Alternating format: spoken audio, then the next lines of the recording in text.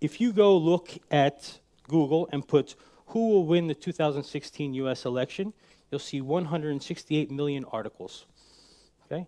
The truth is, every single president that has ever won before this last election, the person who won is the person who invested the most money. Every single year, okay? Because that's the way they knew how to do marketing. I need to spend more than my competition, and if I spend more than my competition, I'm gonna win. That's why everyone got it wrong when it was with Trump, right? 99.9% of experts in political, and for me, politics is probably the biggest marketing campaign there is, right? Everyone got it wrong, right? Trump spent half, including the money Russia spent on Trump. He still spent almost half the money that Hillary Clinton spent.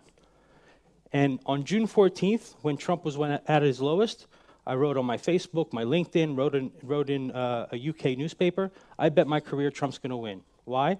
Because I saw people standing at the beep. I kept seeing more hats, right? I kept seeing a momentum growing. I saw that he started with veterans by saying we're going to make the veterans and take care of the veterans, and that kept growing, because then he went to miners and said we're going to bring coal mining back, and he kept growing his audience and growing, and it was visible. I had no doubt, to the point where I said, I bet my career will never work in marketing again if I'm wrong, right? And that was a very risky thing to do at the time, but I've done it. If anyone who follows me on LinkedIn, which I know I've seen some people here who do, they know I've predicted many campaigns where people from this chief strategist at IBM or the strategist from WPP say, I don't know what I'm talking about. And what winds up happening is it winds up coming true. A good example is Superbook.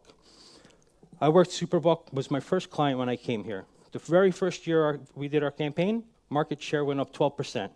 That year, they said, it could not be because of what you did, because not enough people saw it, okay? So the report that came out in briefing was, we had a great year because the weather was really warm.